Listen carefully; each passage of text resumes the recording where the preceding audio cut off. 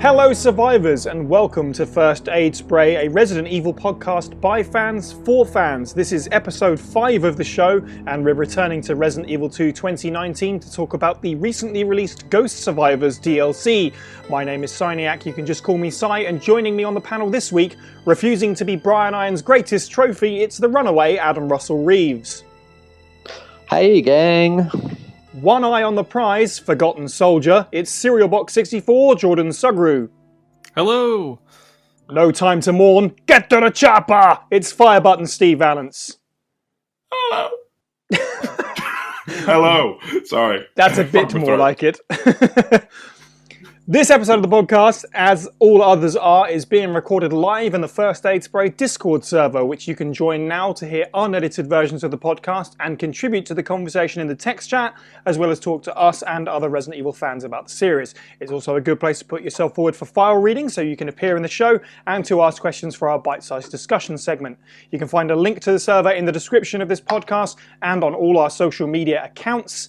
The newest section of the podcast is the weekly poll area, which is fairly self-explanatory. This week's poll that went up in time for the DLC, of course, was which scenario are you most looking forward to? And fair to say Kendo ran away with the votes on that one. But more on Ghost Survivors in a bit. First, of course, we have to get into the news.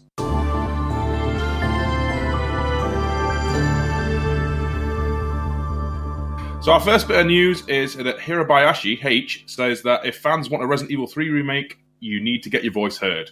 So it's fairly self-explanatory, really. Yeah, I mean, it's almost like a non-story. We talked it so much into the ground at this point, the possibility of an RE3 remake, but this is, you know, I guess the big news story of this week is that Capcom are like, hey, do the thing. It's as if they haven't been doing the thing since they announced Resi 2 remake, but there you go. I bet they've been developed in tandem, to be honest with you. And on the sly, it makes sense, the same engine. I believe so as well. I think this is just, talk about it, keep us relevant and, that sort of thing. Did they ever have that sort of teasing before they first announced Resident Evil 2 Remake? They have that kind of teasing of like, wouldn't it be great if there was a remake? Let us know what you think. Yeah, I think they put up a Facebook post that was literally just like a status, which is odd now thinking about, it was just on the official Facebook page, but it was just something like, hey, if you're interested in a Resident Evil 2 remake, let us know in the comments below. And that was shortly before H came out with his picture of his design document and then the video of the We Do It stuff. So yeah, it's precedent in the past. But yeah, I think that was a kind of case of, hey, I'm going to go and approach Capcom with this. But then surely why would they let him post it on the official account? So maybe at that point that was already confirmed. It's a weird thing, the shady world of social media presence. Can you just give me a refresher? How long was Resident Evil 3 in between development from Resident Evil 2? It was like literally a year after, wasn't it? It came out the next year. So I'm pretty sure it was being developed at the same time. Or there was lots of games being developed all around the same sort of time in those years. And they overlap a lot. It must have been started development in some fashion before RE2 was finished. Because it went through loads of different guises and stuff. But yeah. So our next bit of news, it's if you've been playing Resident Evil 2, you've probably seen it on the store. The low poly, the original 1998 outfits are now available for free to download and add to your game. Yeah, and they look way smoother than I thought they would. I like them a lot. I've seen lots of people being like, this is the superior way to play, and I'm like, I don't know if I necessarily agree with that, because the cutscenes look like ridiculous. They're just so stupid. I kind of love it. But yeah, kind of wish the other characters got the same treatment, but I appreciate the stoic faceness. Like Leon is like a robot to a high def Claire, and then shoots, and it's just and the flirting scene when one is normal and one is not is beautiful. I'll have to try that one.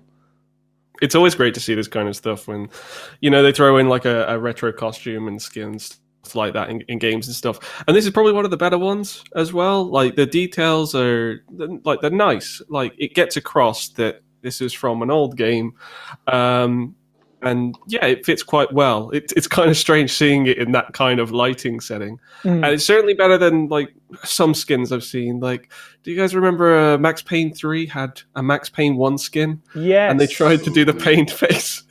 And so when I heard that there was going to be retro costumes for this, I was like, I wonder how they're going to take this, because the best way is obviously to have the low poly models, and that's what they've went with. So yeah, it's pretty great. Yeah, I've kind of notoriously got a stick up my bum about nostalgia stuff, and I've got some opinions therein. I think this is okay though. It doesn't affect the game in any way. I like this kind of trend of like kind of just like giving a nod back to the past. I'm pretty sure Tomb Raider, the most recent Tomb Raider game, has one of these skins in. I haven't played it yet.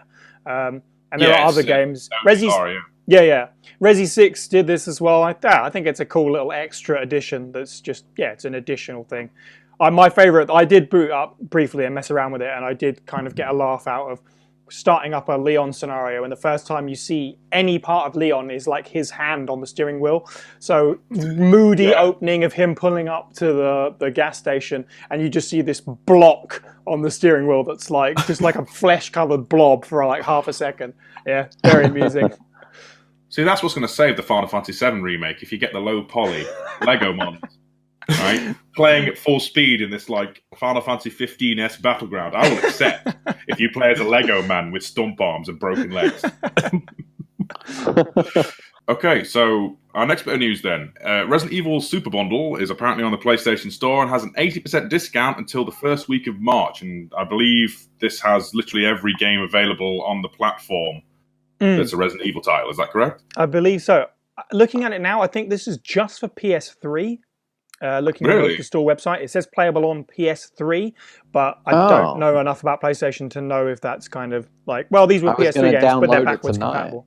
That's correct. It's the PS3 re-releases of things like Code Veronica and Operation Raccoon City, the Chronicles games, 4, 5, and 6, and then 1, 2, and 3 are all the PS1 titles. So you can play those on the Vita, you can play those on the PSP, and obviously on the PS3 itself. I mean, it's an amazing bundle for that kind of price. It's $7.99, £8. That's nothing to be sniffed at. Plus, you're not punished by having Umbrella Corps. So I can accept that. Absolutely. And I mean, I'm gonna be buying the bundle because I don't actually have the Chronicles games on PS3, and I'm one of those few people that believed in the PlayStation move. So I'm going to be picking up the bundle. But the strange thing is, this is going to be the third time that I've picked up a Resident Evil bundle. I picked one up for the original PS1 games, the trilogy of them on PS3 a few years ago, and the Xbox One 2017 bundle, which I think was a price error. So obviously they do some really good deals with these Resident Evil bundles, but this, from my experience, is absolutely the best one, even on PS3. Yeah, I would highly recommend this because you've got until the 6th of March, going into the 7th. It's £8, and there are more than 8 games there. So that's not even £1 a game. It's literally every single mainline title, except for 7 and 0. Yeah, 0 and remake. And just so I'm following, if I want to get this, can I get it on PS4? I believe it's only on the PlayStation 3. Yep. Okay. I do have a PS3, I just don't have it hooked up, so maybe I'll have to dig it out. Yeah, it's one of those things. You got a PS3, you go dust it off, because I think it's just under 50 gigs of Resident Evil games, which is just kind of insane. I love those kind of last gen deals. You get some really good stuff. Absolutely. Yeah, a little bit of fact checking. Sai is right. There is no 0 and there's no Resident Evil remake. Yeah, makes sense though. So our last bit of news, which is honestly kind of entertaining and peculiar at the same time, the PUBG and RE2 collaboration has surfaced online. What do we think, chaps? Yeah. Where to begin? If you've seen the footage, it's utterly bizarre, because if you're familiar with PUBG, I know it's kind of similar to DayZ, and there were zombies in that, but I don't think this is kind of like the norm for PUBG. So they're starting to bring all of these, different enemy types in, including very prominent figures like the Lickers and the Tyrants. It's strange. It's very odd. It looks horrible. I'll say it. I think that's just PUBG. Controversial.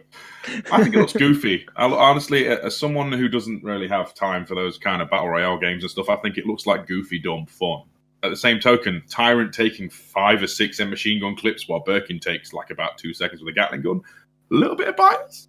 A little bit of bias there. Well, the Tyrant is offset by being the world's easiest to avoid enemy in any game ever. Yeah. By the looks of it. Yeah, I he's mean, still got his hat. and also the fact that from the gameplay where you're fighting the Tyrant, it's in an open field. Like, probably the worst place to be confronting the Tyrant because he's got no. They had to obviously ramp up his running speed so that he could kind of keep up with you. But other than that, he's not really a threat. So, I mean, I don't know. Like, I haven't played the game, but the general concept looks kind of easy. 100 people versus each other, like was it Tetris 99 and so on. That's the one you go to first. It's exactly like Tetris 99. Yes, I know. Sorry, I hate that part where I want a line piece and then Mr. X shows up instead. Exactly. Now that's a matchup I'd want to see. I mean, with these battle royale games, I mean, I'm a little if they're going to cause this kind of like sacrilege with these models, they at least should put it in Fortnite so that I can see Mr. X doing some of those celebration dances. But the strangest thing, though, from the footage that I've seen, the models look all right because they look like they've actually kind of just been sort of brought across from the remake, or at least they're some approximation of those designs. But in the footage that I saw, one map takes place in it takes place in the RPD, and I really want to think that it's like a mod map. Because I don't know what you guys think of that map, but it's very basic looking for the RPD. Yeah, it looks beautiful. It reminds me, not to be here to dig into every game apparently, but it reminds me of Halo 5 when they finally did the Forge maps, and it was like they just looked like loads of blocks of plastic rather than what we were used to. It looks like Raccoon City Minecraft edition. It looks like that thing I built. Realized RPD just slapped in the middle of a green field. Yeah, and it's it's really strange that like it's the entirety of the exterior building, and it's just dropped in the middle of this landscape. And the interior is just very basic. I mean, I've seen a lot of different interpretations of the RPD. I mean, I think it was either Umbrella Corps or Operation Raccoon City, where the main lobby was much wider because of the gameplay, and it kind of feels like that. But overall, it's just there's not a lot of polish to this content. That's the bottom line from me. Yeah, I mean, it is a mobile phone game. Not to be that devil's advocate, but for a mobile phone game, I'll give it that. I agree with what you're saying about goofy fun. If you just wanted to spend a few minutes having a mess around, yeah, sure, why not?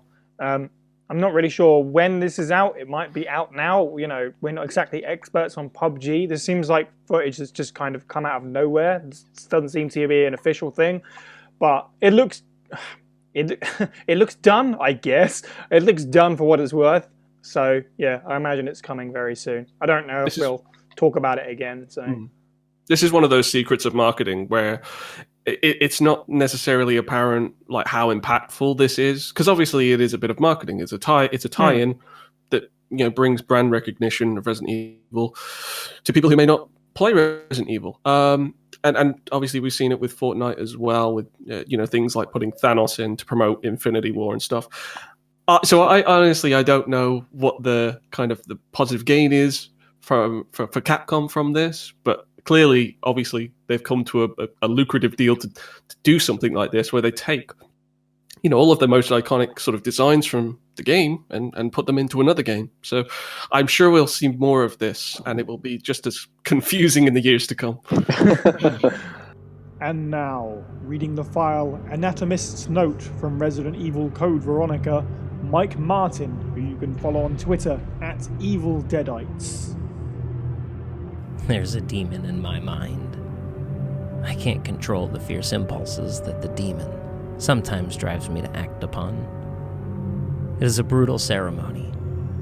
With the demon next to me, I enjoy watching people agonize in pain, screaming and convulsing repeatedly as they die. But Sir Alfred was kind enough to acknowledge me and has given me the facilities, chemicals, and equipment necessary to study everything. I must never betray Sir Alfred's kindness. It is especially critical that no one discovers the sacred place that only he and I know about. I swear the basement of this medical building will be kept secret. Of course, I keep the key to the sacred place with me at all times. Even if an outsider sees it, they'll never be able to tell that it's the key. I must remember that my life ends when I lose Sir Alfred's trust. So our main discussion for this episode is the Ghost Survivors DLC, which follows quickly on release-wise from the original game. We're recording mere days after release, but in terms of amount of content, I feel like we've got our fill. It's free DLC. It came as an update, so make sure you update your game if you can't see it. It's not in the store. I made that mistake, and I'm sure many other people did too. It's 3 main scenarios. 1 extra one. We'll be going through them all separately. But I guess starting at the top, let's talk about the general gameplay of this new kind of...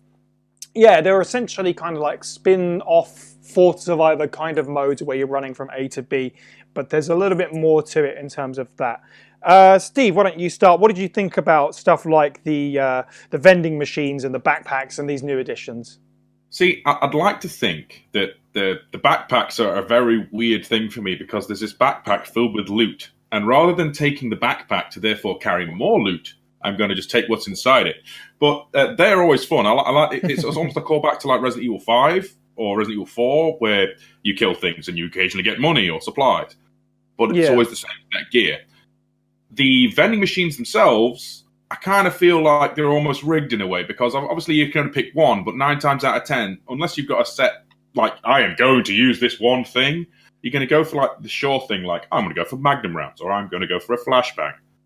And, you know, every time it's kind of drilling into you to just get the one thing out of these 3 choices. Sometimes it's not really, there's 2 choices that are just kind of duds. I agree. I think that it is one of those things where once you've played it enough times, you kind of know what you want out of it. You kind of know your run, so you're always going to grab the same thing. Yeah, I would say the same thing, and I would say that, like, they're kind of maybe a little bit telegraphed. That as you go through it, you'll get to the vending machine. The first time you play, you'll pick something that you think is most useful. You'll get a tiny bit further and you'll be like, oh, this is where you would use a flashbang. Yeah. So I should have picked the flashbang. And then it's just like, oh, okay. So, yeah, if they were random every time, that would have made a lot more to it. You know, if there was like just random stuff each time, like you could get a Magnum or you could get a green herb. Yeah, it's weird because, like, a good example is Catherine's story where she starts with just a red herb, and the second vending machine has 3 herbs. Probably going to take the green herb because otherwise the red herb's useless. Or the blue herb, I suppose you could do that. But stuff like that, because it was reported, and perhaps this is just like a mistranslation, that there was going to be some kind of random aspect to the scenarios, and really the only one that has that is the bonus one. Otherwise, yeah, the loot that's in the backpacks that certain zombies carry and what you can select from the vending machine is the same every time. So there is no randomness to these first 3 modes. That's kind of a disappointing aspect, I think. I mean, overall, not to start on a negative foot, but I think I was pretty happy with it overall, especially for free content. But that was kind of the thing that made me go, oh, there's not as much to this as I was kind of hoping. It reminds me of expansion. Yeah, I was going to... do any of you chaps play Monster Hunter? I'm just filling the room out. No, I don't. No, unfortunately. Have you been following it in any capacity? Because they see, not seasonally, but every so often they're throwing out a free bit of content, and it's just like normally just an extra hunt mission or something, or with a kind of distinct flavouring to it. I feel that's maybe what they're going for here, because if the alleged thing is that they're going to be throwing more of these out, maybe this is just, here's pack 1. It's basically 3 different remixes of Hunk's kind of style of gameplay with a few little tweaks. And then maybe the next one's going to be different, because there's like different unlocks for each of these. There's like headsets, helmets and things, isn't there, and stuff like that. Yeah, I also wonder if that was a mistranslation, the 3 volumes. I think that's referring to the 3 main scenarios here. Maybe there's more. I don't know. We don't know either way. But yeah, not sure. Not sure about that one. Jordan, how did you feel about the new aspects like the vending machine and such? Well, I mean, yeah, it's a solid point with regards to the vending machines. There's that expansion that they could make it something more randomized, and yeah, just generally kind of be able to kind of shake it up so that obviously they know their audience surely at this point, because they made Resident Evil 2 with, you know, all players in mind, you know, who do want to kind of like do these kind of speed runs, and they want to get to things like Full Survivor and Tofu Survivor and stuff like that. So yeah, it seems like maybe a bit of an oversight, although I do think the scenarios themselves had some really nice set pieces, which are there to, you know, unnerve you. And, you know, if you go running into, you know, a new section, you're going to get punished because it's got something in store for you, and you almost have to still play it cautious, even if you want to try and, you know, run and try and get the top record.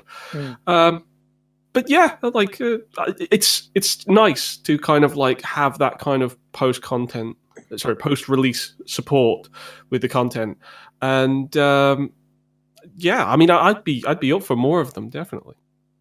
I think it's weird. I can see why people were a little bit disappointed that wanted more story. It would have been nice to have some cutscenes, but I can see how like that's a lot more work rather than the kind of still images that we essentially got.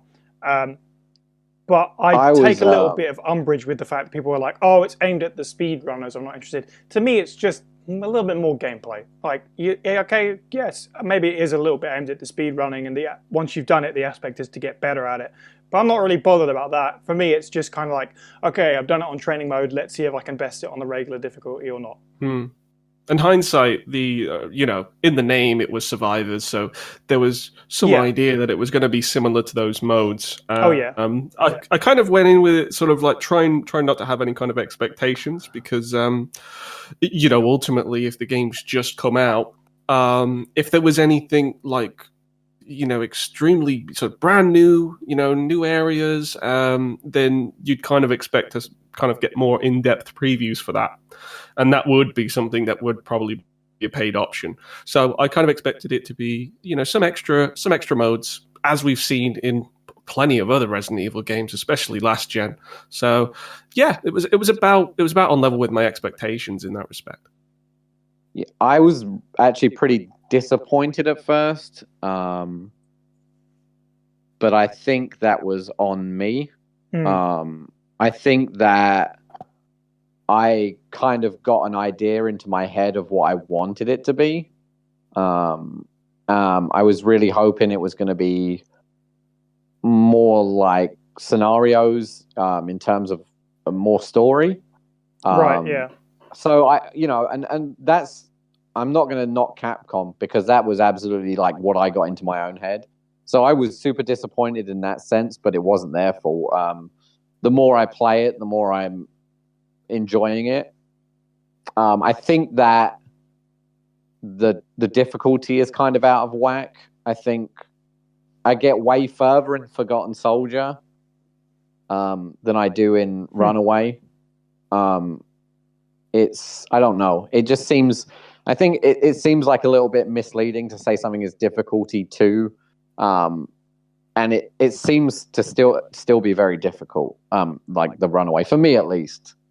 Yeah, that's fair enough. I mean, I wouldn't say I find the Forgotten Soldier easier than the Runaway, but my one is always, you know, I've gotten to the end of the Kendo one and not quite made it past the last corridor.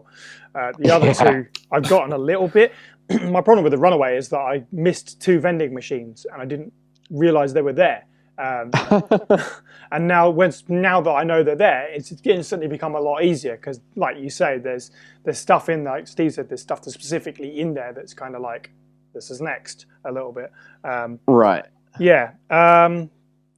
Yeah, a difficulty slider or something would have been nice. It's kind of 2 extremes. Training mode, with the exception of me running into Ivies twice and killing a run on training mode because they got the instant kill. I thought training mode is a little bit, I mean, it is, I wouldn't say too easy, but it is easy mode, and then there's ridiculously hard mode. So it would have been nice to have something. It's going from standard, so it's going from assisted to hardcore in the main game. Absolutely. Right. Yeah. I was saying to Steve beforehand, actually, I wish that they had, instead of saying training, they'd had those at difficulty levels. And you could amp it up. And then the regular one being like a realistic difficulty level, rather than saying 2, which gives you like a false impression of like, this is the one I could play through. And then the other ones, as if I'm a casual gamer, I'll probably struggle with. But I think a casual gamer is going to struggle with all of them. Absolutely. Yeah. I mean, just think of the people that had a negative reaction to the game, like the core game. And, you know, oh, Right. I didn't have enough ammo. The people that were like, this is hard. Yeah. Yeah, they would really struggle with something like this. What I do like, I mean, we have talked a little bit negatively about it, but what I do really like, and we talked about this in the server, I think it was Petros brought it up. He was saying that the hardest enemy in the core game is actually the zombies, because of how unpredictable they are and how you can get overwhelmed with them so easy. And I think they really hit that nail on the head with this. Every scenario has at least 1, maybe 2, maybe more than that sections where they just throw a horde of zombies at you, particularly in the ends of like all of them, in fact, where they just go crazy with it. And it's nuts. I kind of love it. I hate it because it's so hard, but I love that they just went grenades. Yeah, absolutely. It looks fantastic, but it really disappoints me because seeing them put that volume of zombies out, it really upsets me that I think they really missed a trick with the beginning of the main game, Resident Evil 2.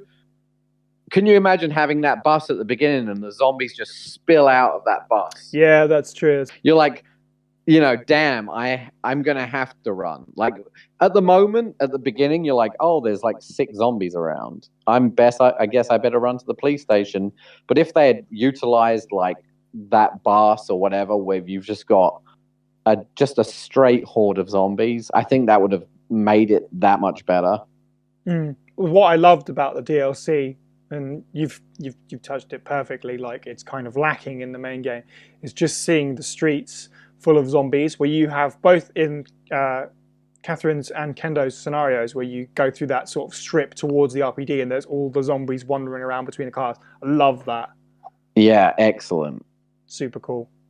Yeah, really good like choking points there. I seem to find like Kendo had like some pretty tough areas as far as like choke points like that.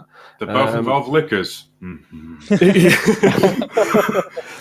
Like, I mean, even like there's like a control room, you know, down in sort of like the underground section, and you know, if you go into that uninitiated, you're gonna get poisoned. There's only 3 zombies in there, but it's such a small room anyway, and I don't think in the main game you even sort of experience any kind of like combat around that section usually.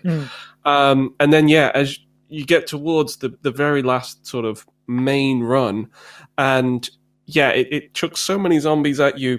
If you've been very conservative with your ammo, it decides that it's going to challenge you in that last run. So I do like, you know, some of the design aspects that have went into this and the routes that they've made. I think there's a lot of cool bits where you really kind of feel like the designers have decided, okay, we think you've kind of overcome these bits, but let's see if you've actually prepared yourself for this bit.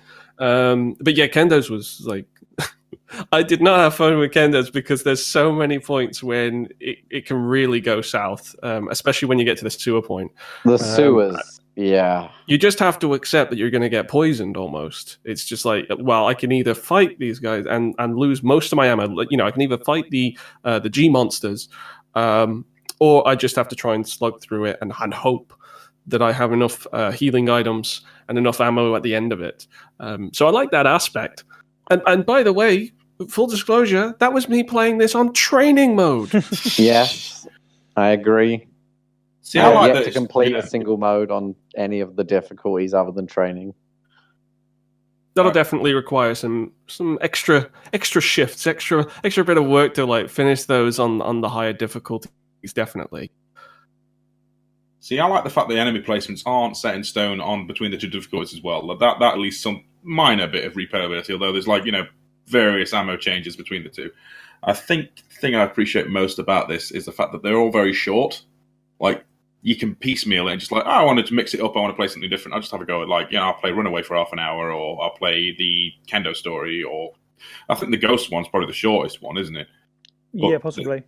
I know people are whinging about they're built for speedrunning, but you can take your time with them. Like, the boss sequence, I don't know, I ain't seen any single person just ram straight through them. I've always, like, lured them away and, like, try and coax them out of the boss. And, like, there's one dude with a backpack, I have no idea what he's got. I just go by. Fair enough. So before we move on to breaking them down individually, each scenario has its own brand new zombie type. New enemies was mentioned. I don't think it's really a surprise that they're kind of variations on the zombie, really, as much as we were kind of hoping for some other stuff as well. What do you guys think about, not specific to the enemy types, because we'll talk about them as we go, but, why, choosing of the zombie kind of variations on that? How do people feel about that? Lazy or okay with it? Nice callbacks. I kind of feel like one was a misstep over the others, but I'll get into that when we get there. Interesting. I like, by callback, are you talking about Pale Heads being a kind of nod to Crimson Heads? Crimson Heads and the White Molded from. See, I thought they sort of looked to me like the Ooze from Revelations. That could be a triple threat funny there, because I got much more of like a Regenerators from Resident Evil. And 4. that, yeah, and that. I got all of these. I mean, the way they move is almost exactly like the Regenerator. Yeah, that's true. That's true.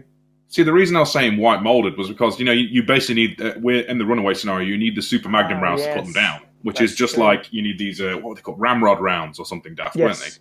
Yeah. Literally the same mechanic. Jesus. Nope, that's what they're genuinely called. I mean, not to go into specifics, but I think one of the enemy types definitely has more of a unique aspect to it, to the point that I would happily see them in the main game. But I would say that the other two are fairly sort of standard as far as their designs were. They affected the campaigns well in how they were designed. They were just sort of like, you could have pulled those out of a hat and you'd be, as a guess, and you'd be on the money, because it was one of those ones where it's just a go-to of a variation, really. Yeah. Right, so let's run through the scenarios now, kind of top down to bottom, starting with Catherine Warren's scenario, difficulty of 2, it's called Runaway. The setup for this story is that Ines is about to, lethally inject her and do his taxidermy magic. She grabs a knife, stabs him brutally right through the neck, and then goes, okay, well, I suppose I better go and find the apparent love of my life, Ben, in his jail cell. And didn't see that one coming, that's for damn sure. Yeah. And so your A to B in this scenario is the orphanage, through the streets, to the RPD and into the jail cell. The unique enemy is the Pale Heads, which we just mentioned, which take a little bit of doing by giving them a nice hefty headshot with the high-powered rounds. How do we feel about Catherine appearing as a playable character, getting a name, and all that kind of thing? Jordan, why don't you start? I thought it was it's an excellent little scenario, and it's nice to have a spotlight on some of these characters which do not sort of get as much of the attention in the original game. So, which is obviously the whole point of this DLC.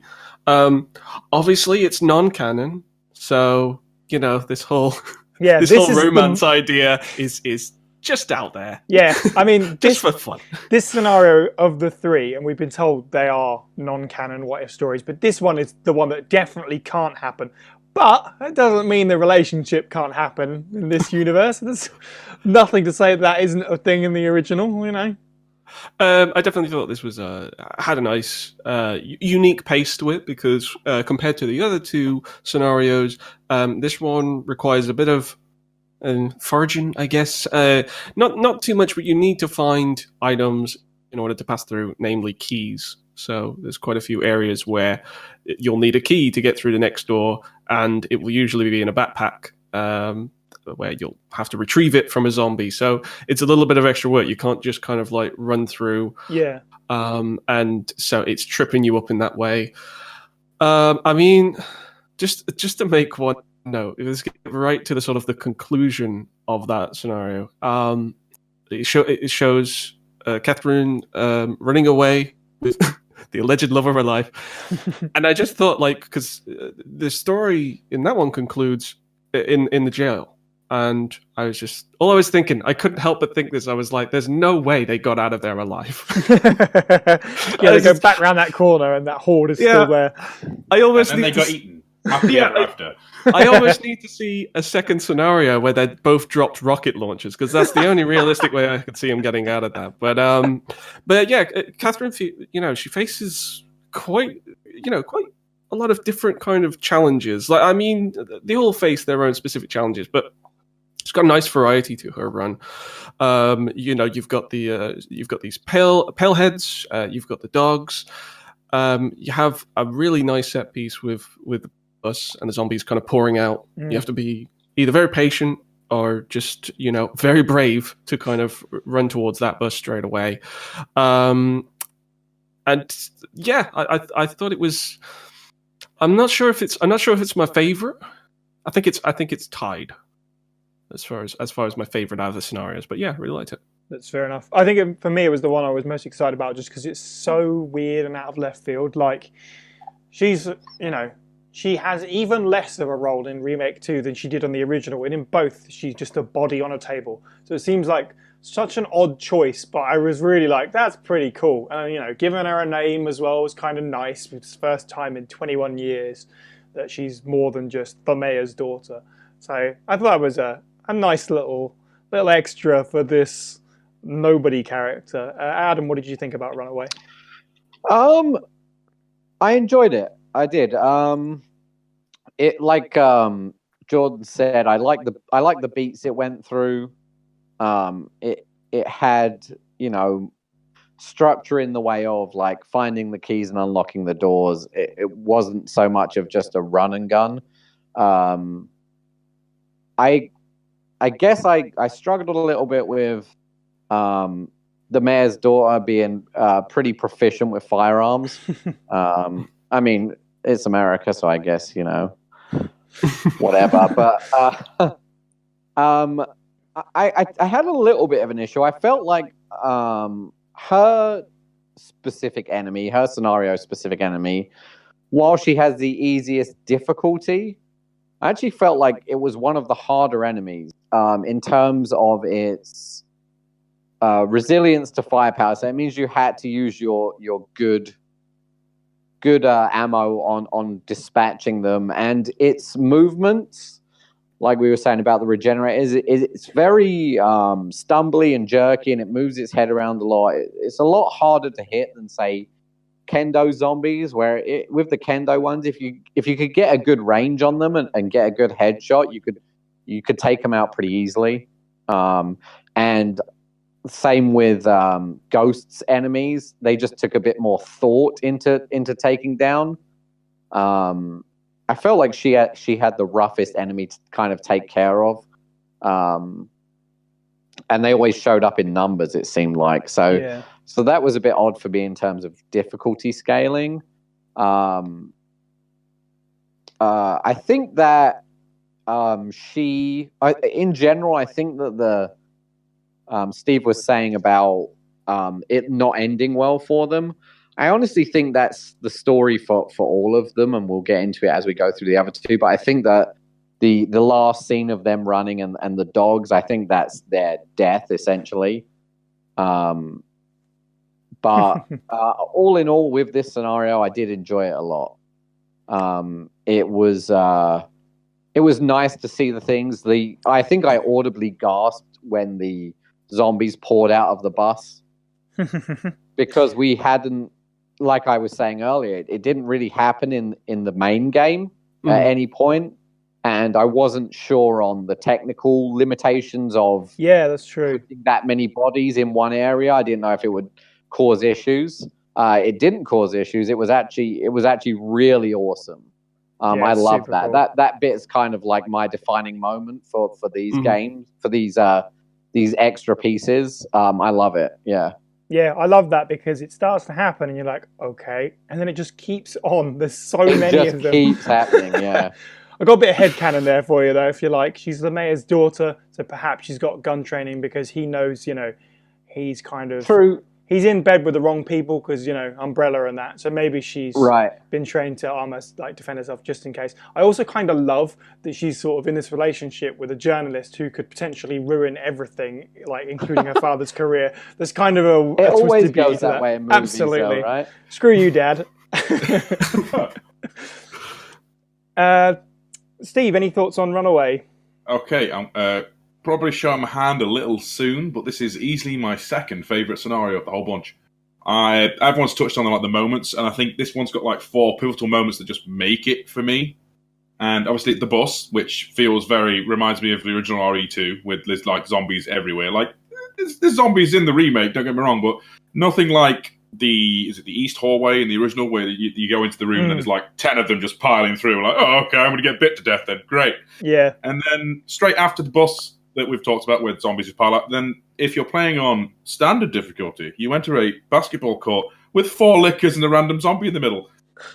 Nightmare. If you're not using the knife, you die. You're not getting through. Yeah, that was the part that stumped me for the longest before I found those missing vending machines. I've gone through it once. If I could just ask really quickly, Si, what were the missing ones for you? The one in front of the bus? No, not that one. There's the one in the orphanage courtyard, which I only knew because I checked the map. Oh, I didn't know. See, now I'm missing. I did not know this one. Yeah, it's in the sort of bottom left corner. It's got a green, red, and a blue herb in it, and that's what the red herb that she starts with is for. And the other one is, as you approach the basketball court, it's on the left before you go in. Oh, yeah, nice. And I'm not sure what's in there, but it was kind of I think I probably grabbed some heavier ammo because I had the flashbang at that point. So my tactic is just to walk in so the lickers don't react, cap that zombie with one shot, throw a flashbang, grab the key, and walk out. That's my tactic at the moment. Because I know everyone says lickers, you can take a knife to them. There's no way I'm doing that. Not with however many there are in there. It's ridiculous. Honestly, steal your nerve. You will be fine. You will be fine. You reckon? I promise. They don't want to fight you if there's 4 lickers and an extra zombie, and you're there. They clearly just want to play a bit of 3-on-3 b-ball. That's all. Brilliant. But no, to go back to the thing. There's like I said, there's 4 moments. There's the bus, the basketball court. Then there's the walkway, what would have been the overpass in the original. We go over the courtway. It's such a simple thing. There's 2 pale head zombies, and then there's 4 dogs. But it's just such a tense moment. I can't stop living it. You'll blast those 2 guys, and then immediately, and now I'm going to die. And this is what you were saying a little bit about the enemy placement differences between training and the regular mode, because up there on training, it's the 2 pale heads and then 2 dogs. And I did that. And I was like, okay, so I'm playing it on regular difficulty, and I get to that point. I'm like, okay, killed the 2 dogs, and then 2 more come pelting around while I'm reloading. Yeah, and then there's obviously the mad dash at the end, which is just ridiculous. Kendo gets one as well. It's epic. Yeah, that's cool. So, that being said, let's move on to Kendo, the most look forward to of the scenarios according to our Discord server. And my personal favourite, I don't know if everyone else has the same feelings. I feel like it came out the best. How do we feel about that? Steve, you finished? You can start off. Okay, so I feel like the purple zombies, while adorable with their glowing eyes, I kind of wish they were man spiders. I really wish they were man spiders. Just poisonous zombies. Yeah. For those of you who don't know, 1.5. Look up Man Spider. It's glorious. Other than that, I feel like it's a steady scenario. I almost would kind of personal headcanon, I can accept that if the helicopter rescuing him is Barry Burton. Yeah, that's immediately what people jump to, and I guess that's what they're getting at with, they're not very specific about it, but sure, why not? Don't get me wrong, obviously, it's true, Kendo dies. He's either getting wiped out by the nuke being sad, or the worst possible outcome that's implied in the intro. But overall, I thought it was a solidly constructed scenario. The actual opening gambit of going from Kendo's shop to the RPD almost felt like, I know the zombie layouts aren't the same as the old original, but the way you have to weave around buses and kind of almost nudge a car to get in there without spending any bullets, it very, very familiar to the original game. That's what it felt like to me, almost a throwback. And then a licker appears and ruins everything. Yeah, I love that, sort of the pacing of that opening. Is it the only one with multiple routes, or am I going wrong? I think it is. Yeah, I think it is the only one with multiple routes. I love that opening. Yeah, the sewer routes. Yeah. And I think overall the music in this DLC is really good, actually, surprisingly good. I mean, in a way, they could have just sort of reused music and retooled some stuff and whatever, it would have been fine. But the fact each scenario has its own theme is great. For my money, this is not only the best theme from the DLC, this is one of the best songs in the game, period. Just the way Absolutely. Kendo's theme evolves as you get down into the RPG, and then it starts thumping at you, and it's super good. I love that. I've still got that first section of the music in my head. Absolutely. Long after I played that section, because it's it's got that sort of really sad tone to it, and but there's no time to mourn. Yeah, you really want to save this guy, and then obviously once you get into the thick of the action, that's when it kind of kicks up the tempo and it goes into an almost completely different kind of song, and it's fantastic. Definitely. Adam, what did you think about what's this scenario called? No Time to Mourn. We just said it. It's called No Time to Mourn. I'll throw a spanner in the works. It was probably my least favorite. Oh wow! Of the three, and just because I felt like, firstly, I goddamn hate G mutants in this one. I hate them, and they just stress me out. But I felt like, I honestly felt like in the main game and in the beginning of this, the cutscene, like the still pictures you get, I felt like Kendo was putting his shotgun in his mouth because he just killed his daughter and his wife's dead. I think it cheapens it if he's about to do that and then someone's like, "Hey, let's go," and he's like, "Oh, sweet, okay." I was gonna kill myself, but now because I might be able to leave on a chopper, I won't. It just felt weird to me in that sense. I felt his enemies were the kind of cheapest. His special enemy, the gas zombie things, Mm-hmm. like they used gas on these zombies, and then the gas went into the zombies and held in their bellies or something and made their eyes glow. See, that And then when reminds you me kill of them, Red it will blast Ivies. out. It is a little bit like that, actually. Is there a name for that gas in Resident Evil? There is. Let me go into it. In the I'll original, keep talking, but this is in the original PZ or PZ gas. something like that. Yeah. Easy peasy gas. At least for what it's worth, you can tell when you've dispatched those zombies. Yes, true. That's true. Extravagant sort of explosion cloud. That's cool. A bunch of gas. Purple skin and the glowing eyes is very like Dead Rising special zombie. Very. Yeah, true. Yeah. I also like that. I mean, if they bite you, you get poisoned. It's not just the gas, which is kind of cool. Right. It is a strange thing with the glowing eyes as well, because like that's almost the trope of not like kind of like bio zombies, but sort of like cursed zombies. I'm sure like Red Dead Redemption's Undead Nightmare had that, and obviously that was sort of like a supernatural effect. So yeah, it's kind of a weird design, but hey, it's a non-canon DLC. So I'm not going to dock it too many points for that. Yeah, it's when I say it's my least favorite, I mean it's not like I don't dislike it. I don't think it's bad. I enjoyed the pacing of Catherine's the most, like the pace to it, and I enjoyed the actiony aspect of the Forgotten Soldier more. So this one kind of fell in between those. Not to say I haven't enjoyed running through it. I definitely have. But I just didn't enjoy it as much as the other ones. That's fair enough. Jordan, what's your feelings on... Oh, sorry, go ahead, Steve. I was going to just say, I'm glad to finally know what being poisoned actually feels like for more than 2 seconds now, because it makes you actually stumble and cough. Because that's true. Fluids everywhere. That was nice. It is a pretty nice effect. It's also really helpful in Kendo's scenario that zombies will helpfully wear giant explosive backpacks for you. That's really good of them. So that's awesome. Other than that, I mean, I feel like that's a doomed helicopter ride at the end. I feel like it most likely crashes, or like I say, I feel like there's no good stories to come out of this. So I don't think it's Barry. I hope it's not Barry. I hope it's like Brad. Could be his brother. That was my thing, you know. Right. So, yeah. But in terms of what you said at the top there, I just did want to touch on about how you were saying it kind of cheapens it a little bit with him being like ready to commit suicide and then sort of turning on a whim. I mean, I do agree with that. They could have inserted a couple of lines that maybe made him like, the thing that really pushes it is. Go ahead. The thing that really pushes it is if you watch the cut scenes again, like the stills. He's got the shotgun in his mouth, and then like then the next still is like a radio blurring on the shelf, and then the next still is he's holding the radio to his head, but the expression on his face is terrible. He's like, oh, he's got like this really. Go look at it. It's just. Really I know what you mean. Weird. Yeah. I think it's a somewhat.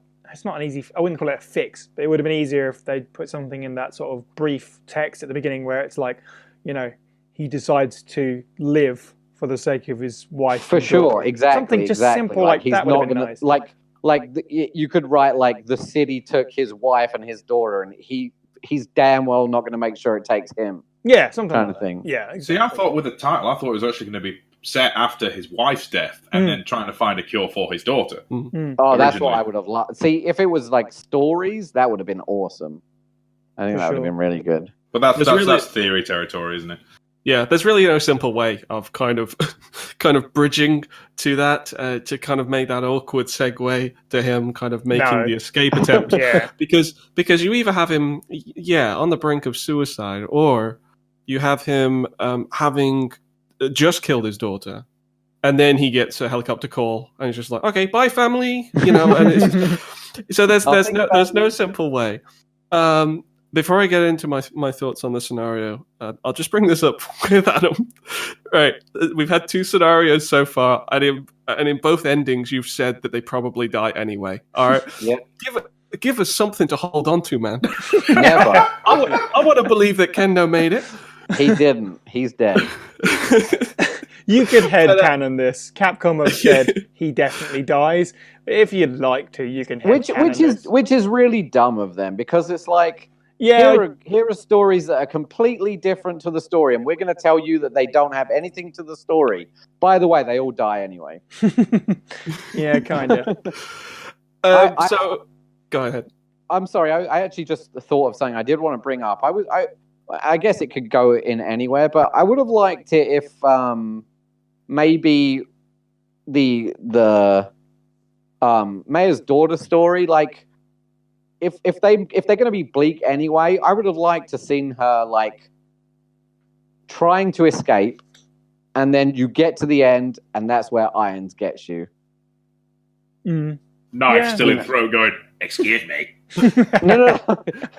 you're like, oh, the orphanage. Knock him out or something. Safe.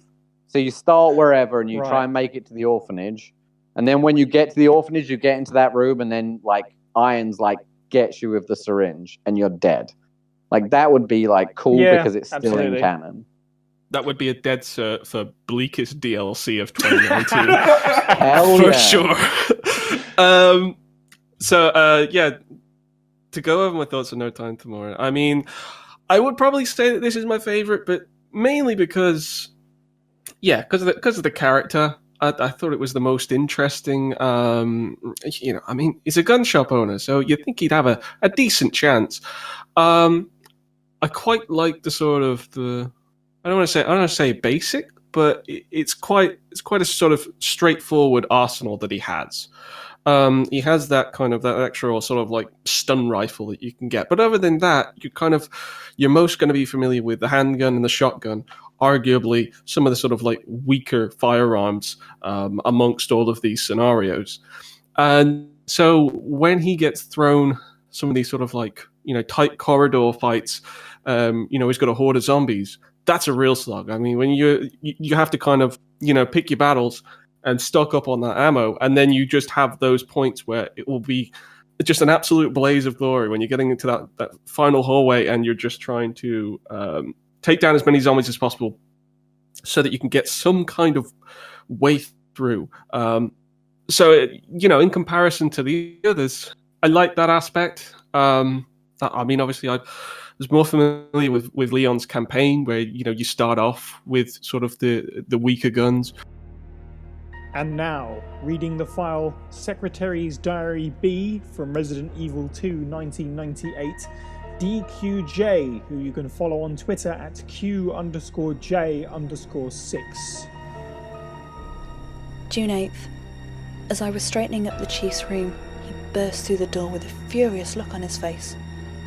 It's only been 2 months since I've started working here, but that's the second time I've seen him like this. The last time was when I bumped into that statue. Only this time he looked even more agitated than ever. I seriously thought for a moment that he was going to hurt me. June 15th. I finally discovered what the chief's been hiding all along. If he finds out that I know, my life will be in serious danger. It's getting late already. I'm just going to have to take this one day at a time.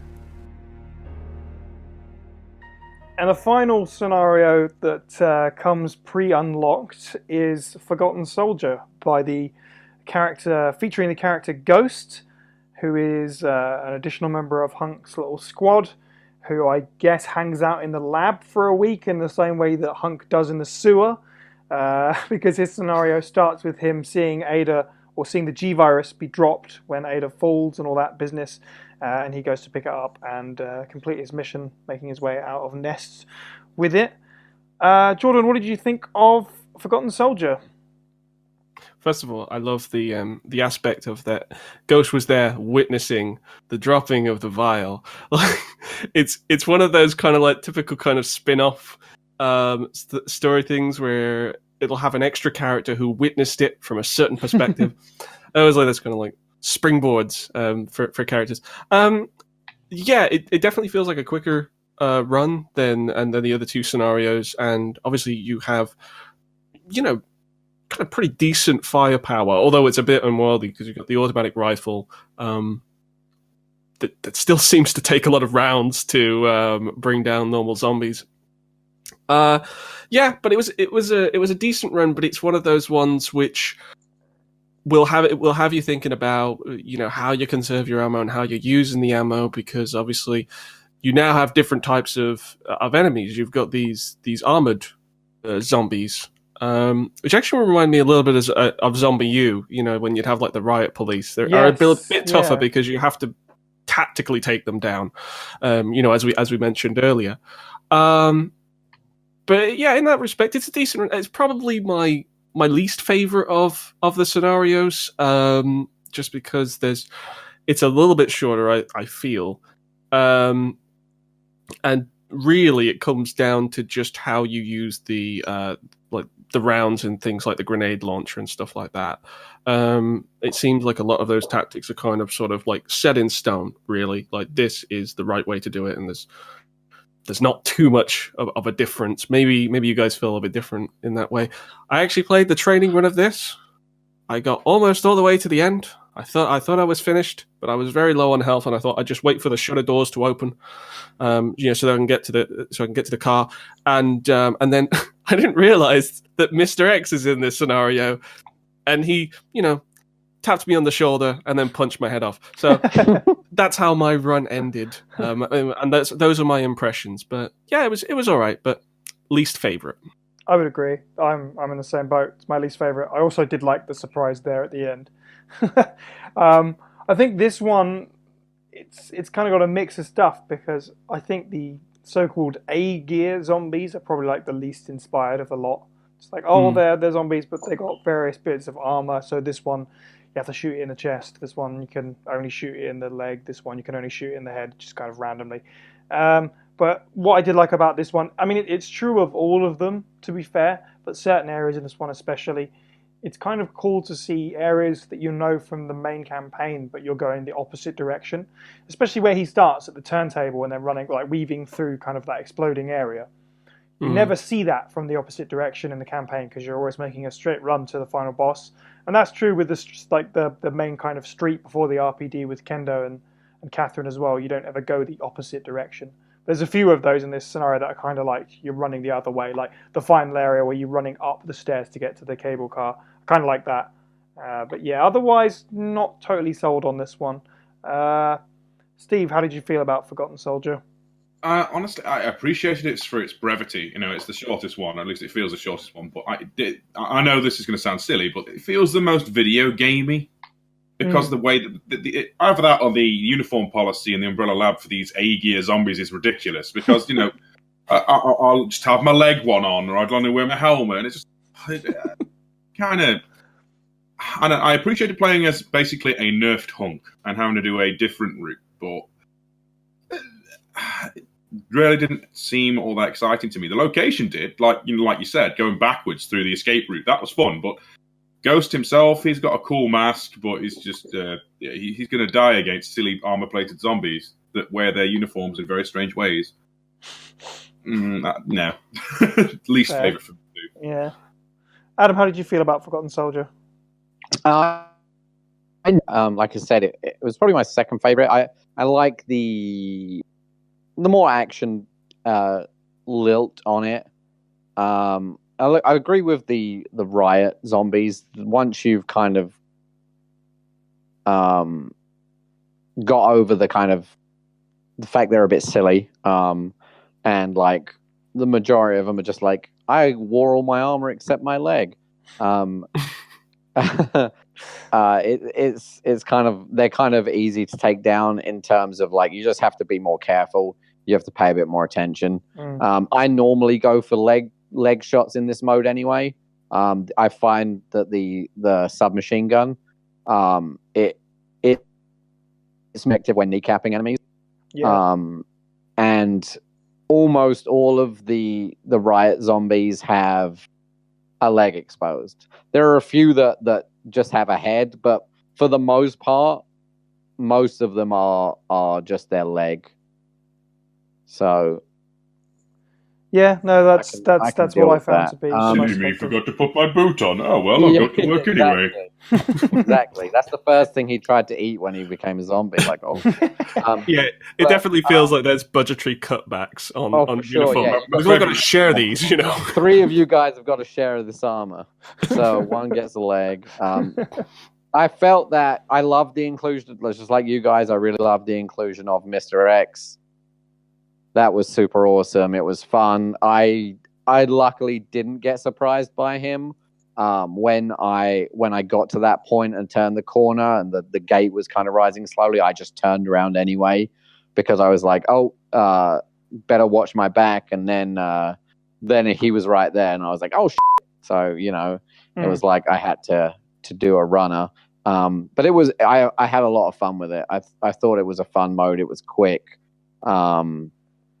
It was enjoyable. It was not. Sorry, not to interrupt, but it's nice that the Tyrant was only in the one scenario rather than every single one, because a lot of people have. I wouldn't mind if he was on every one, but people have moaned about him being overplayed. So it's nice that he's only in the one. Right, the end agree. as well. Where does he come from, by the way? Because I didn't see where he came from. Obviously, I believe it's the security office. Right. Because I was thinking about it. I was like, where has he attacked me from? And I was just, did I not look at the reception desk? Was he just sitting behind there, just chilling? He's like, checking his emails. You don't have a pass to come through here. Oh, hello. Do you have the G-Virus? Excuse me, sir. I think he comes from the security office because you can't go in there on your way through till he's come out. Right. And there's a Mr. Raccoon in that room. Just to make people aware, for those of you doing the scavenger hunting. Another helpful tip from First Aid Spray. That's right. That's right. I also enjoyed the there's a lot of weapons on offer. Yeah. In that one, so that's fun. You get to play with a lot of the different weapons. And he's kind of cool. His bleakness is that Ada kills him. I would assume. So that's not nice. Yeah, so like you do it, you get to the train and you're like, yeah, I made it and I've got the G sample. And then the next scene is like Ada like taking it out of your fingers and you're like, oh, okay, you helped Ada out, you're friends. And then when you get the clear screen, it's just your smashed helmet on the floor, like, you died. Yeah. It's funny though, because Capcom said this is all nonsense and doesn't actually happen. This one, debatably, can take place. That's the best part about it. It changes nothing. This one really makes sense. Yeah. I mean, if you're looking at the full canon. Ada's story ends at Resident Evil 2 and then picks up in Umbrella Chronicles. She gets a brief scenario where it shows you her escaping the city, and that starts in the sewers. So there's no reason that she hasn't come over to the cable car and grabbed the G-Virus sample, taken out Ghost, and then made her way to the sewers and bandaged herself up along the way. In theory, this one doesn't affect canon in any way. So if you want to take this as grey canon, be my guest, because I certainly could.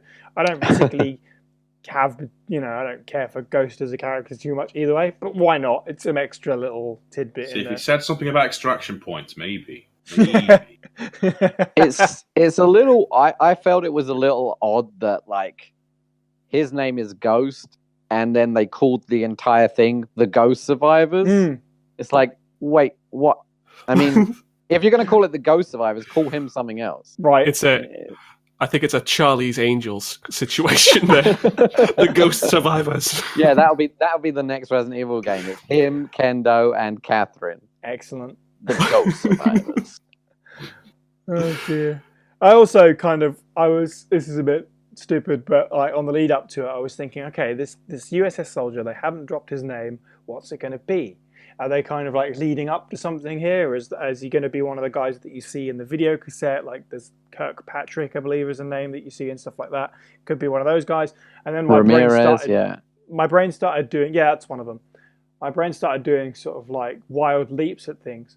And there's a character cut from Outbreak, one of the scenarios that never made it to the game because there was like a whole bunch of them. And there was a USS soldier that was going to be in one of them called Miguel. And I was like, wouldn't it be that? That would be nice, a nice little cool reference, like callback for that. Doesn't hurt anything. Make this guy Miguel Kirkpatrick or Ramirez or whatever you like. Nope, just Ghost. Oh, okay. That's it's like Hunk, isn't it? Hunk's Ghost just a code Miguel. name. Yeah, like it's fine because it suits the USS soldier sort of codename business. But it kind of would have been cool if they'd have like put a subtle like thing in there for the diehards. It doesn't really matter, but just a thought. So playing all three of those on any mode at all, you can do them all in training, unlocks the fourth mode, which was something that was somewhat discussed for a little while because the achievement list was leaked out before the DLC, and there was one for this extra scenario, which is called No Way Out, and features the sheriff from the opening of the game as his own playable star. This is more or less exactly what I predicted, that it was going to be a kind of like horde mode, if you like, where you're in the shop. It was actually a little bit, not less, because I kind of thought, oh, you'll be running around those three rooms. But no, you're just in the kind of shop area, and those three doors, I guess, just kind of open randomly, and zombies spill out. All the different kinds of zombies that you've experienced in the three scenarios before that, which I thought was kind of a nice touch, plus the explosive stuff and the backpack stuff. Yeah, I thought this was pretty good. This one is probably the most replayable of the lot in its own way because it does almost have an element of randomness to it. The others were quote-unquote promised or mistranslated in that, I'm guessing the backpack pickups can be kind of different as you go, I would imagine, it seems like. How did you guys feel about No Way Out? Adam, let's start with you. I liked it. Yeah, it like you say, it pretty much does what it says on the tin. It's a horde mode. It definitely has a good curve to its difficulty. It starts off, very manageable and works its way up to sort of being quite frantic at the end, which I appreciated. The poison zombies are probably the biggest annoyance probably in this one, just because of the close quarters. I had the toughest time with the poison guys constantly poisoning me as I tried to keep away from them. But yeah, this was a really good, enjoyable mode. Daniel Cortini is the character's name, and he's probably Raccoon City's biggest badass. He needs his own game now where he just like kills every zombie. Like you just get Raccoon City as an open world environment and you just kill every single zombie. I kind of like that they gave him a name. It has to be said, like just what I was saying about Ghost. It's always nice to be given just like a character's name, just to give him a bit more. And I feel like ending. When I go back, when I go back through when I go back through the the main game, I'll always feel like really bad when I do that first bit. Now, when I see him being chomped, I'll be like, "This wasn't your fate, Daniel. You're a badass." Yeah. I love the ending as well, where they switch him in for Claire essentially, and Leon comes down and get down and all that, and then you see him in the cop car at the end, kind of shaken about the whole affair. That he's kind of and then you off. see him and Leon kissing, and then it's the internet. No, wait, that's probably a thing on the internet. Jordan, what did you think about this? Have you played No Way Out? So I didn't actually know that the mode was there. I didn't realize that it was even in the bonus bit. But I have looked at footage, since playing. So I didn't have time before the podcast to actually give it a run myself. But I really like that they are, with just this first bout of free DLC, and hopefully there will be some more DLC that comes along.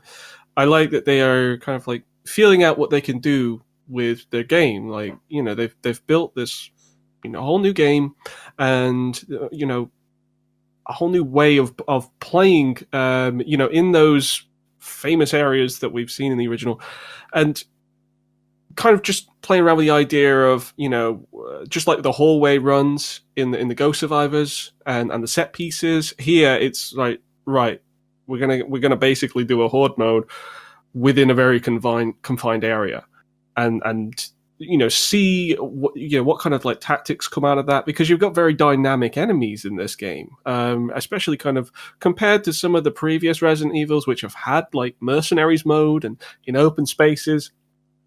The idea of actually facing these kind of enemies in such a kind of close quarters where there are instant death moments.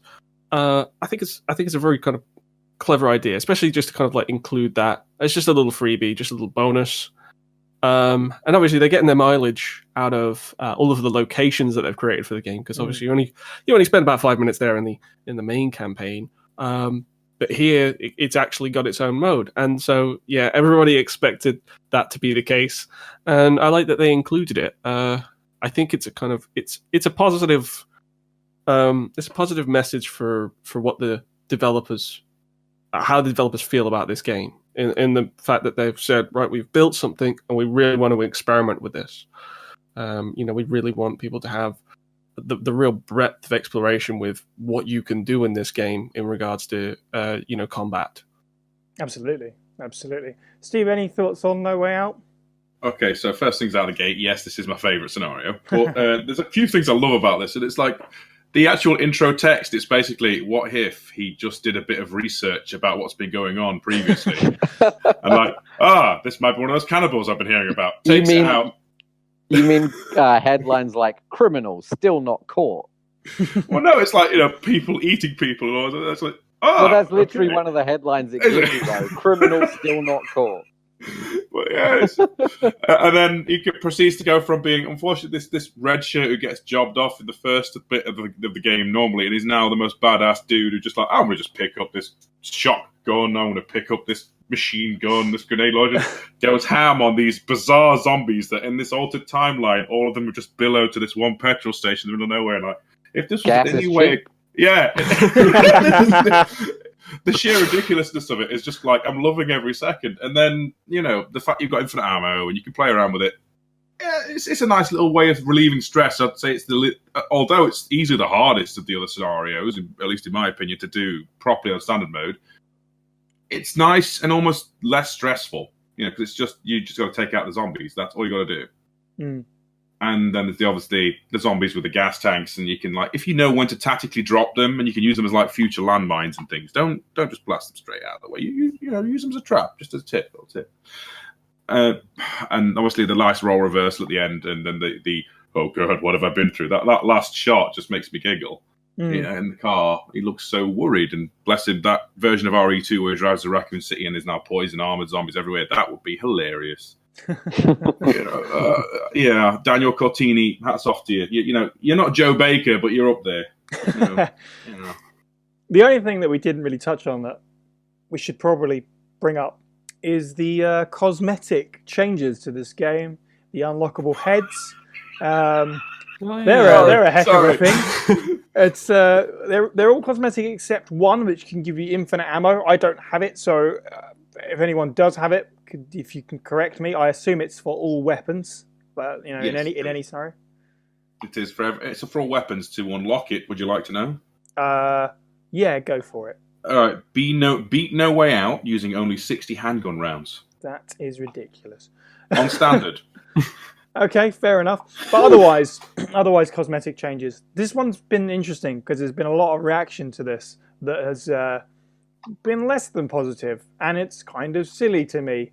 I don't know if anybody else experienced this. I thought it was cute. I thought it was just a little extra thing to like, you can unlock stuff, you now get silly costumes. You know, Yes. I mean, RE3 Harmless. had it, didn't it? With like the daft stripper outfit and all the rest of it. You know, there's lots of daft outfits and they're just the helmets. It's fine. That's you know. actually a really good point. You know, Resident Evil does have a history of ridiculous unlockable costumes that Sailor outfits. Yeah, you know. Dude, absolutely, look at ninjas Barry and stuff. Burton's alt costume in one of the Revelations Mercenaries.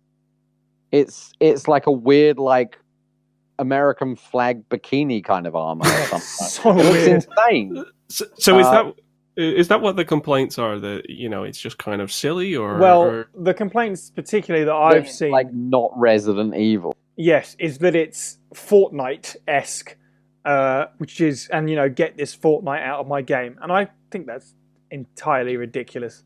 Like, Did never play Mercenaries 3D? Yeah, I mean the game itself has a hunk of tofu in it as a playable character. Exactly. There you go. Five. There you There's go. 5 hooks of tofu. it is funny how Yeah. some people will be like, "That's okay, but this is ridiculous," and really, when it comes down to it, is okay, don't use them. It's not like Yeah. this is an online mode, like where if it was like a battle royale mode, you would see other people with them and you'd be able to roll your eyes. There's no online, so if you don't use them, you don't have to see them at all. It's harmless. Exactly. Yeah. There are It's so many other things they could have done if they wanted to chase something modern and mainstream, like we talked about before, like they've done previously, that could have harmed this game. If purely cosmetic heads, with the exception of some cat ears that give you infinite armor on bonus free DLC modes is your problem, then I don't know what to say. Get over it. Plus, the skull helmet looks pretty cool on the USS Soldier. I'm playing it right now. Excellent. And I mean, this is Capcom as well, which are known for doing costumes. All I would say to anybody who is kind of critical of this is really get used to it, because this is what Capcom does. Currently, Street Fighter V is going through a run of different costumes where people, can get costumes for characters where they're dressed as Mega Man bosses. I mean, That's I awesome. personally think that would be hilarious to see in Resident Evil. So, frankly, I hope it happens. But yeah, as you say, it's optional, and it's a fun little extra. For any completionists out there, they're gonna love it. And I like the fact that it seems that there's quite a few of them as well. Like you don't have to do too many things in the runs to unlock a couple of them. And yeah, I think it's fun. I just thought, oh sweet, it's like anything else with this game. It's nice that they include it. It's nice that they include things like the model viewers and the artwork gallery and all that kind of stuff. They're just fun little bits. Extra optional content, is never a bad thing, ever. No matter what it is. It could be the most ridiculous thing in the world. But if it's optional, whatever. Give me all of the crazy content ever. Yeah, I mean, just as a final example, think about all the Resi 7 DLC. Resi 7 is itself a very kind of serious, moody, like a really impactful horror game. And its DLC had extra story content. It had kind of like a horde mode of its own in a way. And then it had Jack's Birthday, which is a stupid DLC thing where you grab food and feed it to Jack Baker.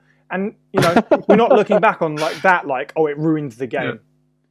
So silliness. Do you remember Dead Rising 4's expansion? Oh, yeah. Like, that off-the-wall, crazy It's like Capcom Legends or something? Yeah, the outfits. Yeah, ridiculous. like just insane. It felt like they were like just throwing everything in there, and I personally love it because I like when sort of Capcom can kind of dive into their their deep library of different series and games and just chuck them in for fun. So yeah, I love all of this stuff. Cool. Well, that sums up our Ghost Survivors podcast. Let's move on to a related bite-sized discussion. Can I just jump in real fast? Please do. I just am playing through Ghost's story real quick again right now. And at the beginning, it happens to be Ghost's first day on the job. What is it with Raccoon City and first days on the damn job? What the hell? I tell you what, that makes a lot of sense to why he would go through so much trouble to take that vial. You know, it's just he's obviously Exactly. he's in that supervisory period. He really like, wants to impress. my I'm on boss. probation. Right. Uncle will be mad if I don't.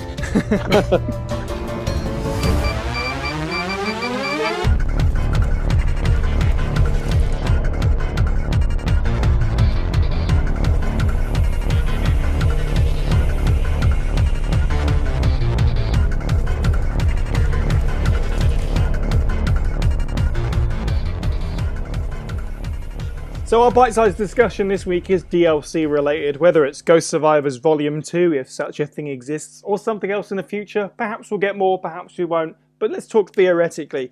If we were to get more DLC, which minor Resident Evil 2 character would you most want to see get an expansion, and what would it be? Jordan, let's start with you.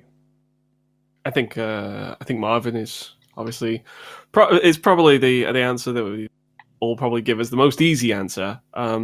To see a full scenario with some story elements would be great. To actually see the collapse of the RPD would be something fantastic. But whether or not they would actually go to that length to do a full story DLC, I'm not sure. But that's what I would like to see, of course. Yeah, I mean, there's, like we've talked about it before, there's lots you can do with that, and especially if you're... And whilst I would like to see some new areas, if they did some extra DLC, particularly if it was paid DLC with a bit more bite to it, you could reuse a lot of the RPD anyway with Marvin's story if you were going to tell something like that. Adam, what's yours? A crow. I think. I mean, Ben could be interesting. He probably doesn't have too much in the terms of story beats. He's a little two-dimensional. Annette is definitely a good contender. Sure. I'd like to see more of the police. I'd like to see a police. Maybe Elliot, who gets torn in half. I'd like to see maybe the lead up to that. It seems like he has the book where he's found the way out. I'd like to see the process of him. How did he find out that you get medals and the medals open a secret thing? I'd like to see that maybe. I think that would be really interesting. He was a big fan of the series. That explains it. You've actually hit exactly what I was going to say. My preferable one would be Marvin, but I would like a kind of one that, even if the characters aren't playable, it would be nice to see stuff like Elliot, maybe a reference to Daniel Cortini somewhere in a file. To just solidify that as being, his name and stuff. And maybe have Rita make an appearance, who's the police officer from Outbreak, who's associated with that puzzle in that game and that kind of thing. That would be my choice. Marvin and friends. Sorry. Yes. Steve, what's yours? Okay, right. How minor RE2 are we talking? How minor are we talking? As minor as you As like. minor as you can get. Okay. Yeah. How up are you on the old fake rumor that Akuma was going to be in Resident Evil 2? Okay, bear with me now, because, all right, goofy bonus modes. I mean, he talks about, Jack's birthday, all right? I thought it would be a nice full circle with the lie becomes true. Like, you had, was it, he was in Street Fighter 4, he was Ryu's teacher, I can't remember his name. But what Again. Oh, yeah, Shenlong. Shenlong. He came full circle from being a mistypo to a full character. Being able to play as Akuma, it doesn't have to be a massive part of the RPD, but I would love the idea and silliness of playing as Akuma. Okay, mainly because we've had Marvin already taken, so I can't really use that one. I do love that. That's great. I did have one other idea, and this really is pie in the sky. Just chuck it out there. If Capcom really wanted to do something like this, to turn the whole thing on its head, first person, and you're playing as Mr. X. And Yes! and you're actually you're actually going up against an AI-controlled Leon or Claire, and you're chasing them through, and you're just trying to like wear them down, basically. I don't know how exactly it would work. I leave that to better people to think about, but I just like the idea. I just like the idea of something like that, where you're actually, playing this terrifying figure, walking through the RPD, especially because you can't really run, but you're still terrifying. And if you catch use them, your hat, you get a speed boost. That non-aerodynamic hat of his. It'd be very interesting if they did it first person to do it in the idea of like, like an Umbrella operative, like is at the controls in Umbrella HQ, like watching the feed, which is on his coat or whatever, so that is like a video camera. That would be pretty cool. I don't know what it is, Spencer, sir. I can't seem to get into this dark room door. Terrified. Well, he's terrified of having his picture taken. So, he failed it in college, and he never wants to go into the dark room again. Well, he's like dark room. Well, I'm afraid of the dark, so I mustn't go in there. That's a fantastic place to end, I think. So nothing else remains for me but to thank our contributors to the episode. If you'd like to be part of the show, please look into auditioning for our file readings. One way to get in touch with us is to email us at faspraypod@gmail.com. But of course, the best course of action always is to join our Discord server, where you can ask questions for the Bitesize Discussion, discuss Resident Evil with us and other fans, and listen to the podcast live as it's being recorded. The link to the server is in the description of this podcast and also on our social media profiles. You can follow us on Twitter at FASprayPod, on Instagram, which is FASprayPod, and on Facebook, which is facebook.com/FASprayPod. You can find the podcast on YouTube, Stitcher, Spotify, iTunes, and if you've enjoyed the show, please do leave us a review if you can, especially on iTunes, because it helps spread the word. Our next episode, finally, we've mentioned it several times, but we will be doing a discussion based around Resident Evil 2, the board game, which is important to a lot of us. Thank you to the panel. You can follow us all individually. I'm at Psyniac_123. Steve is at Firebutton Games. Jordan is at Serialbox64. And Adam is on Facebook at facebook.com/Mr. Lucky Paint. Speaking of the board game, it started to arrive in the US. Things are being painted, so definitely click like and that. Finally, thank you all for listening, and have a good week. Boom shakalaka. Done. Hey. Leave that boom shakalaka in. I will.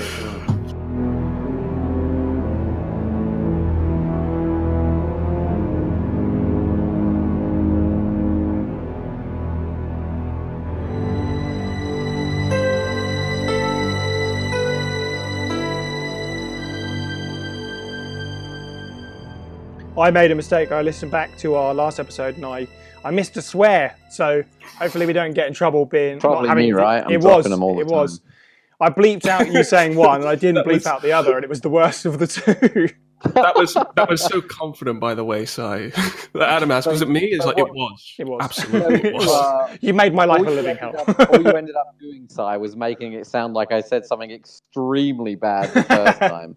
Because if you didn't cut out the bad one, then I must have said something really horrible. This is true. Any further kind of like censoring you need to do of non-English? Just use Jill Sandwich line from Resident Evil. I should just cut in like Barry Burton noises. This game is so Jill Sandwich good.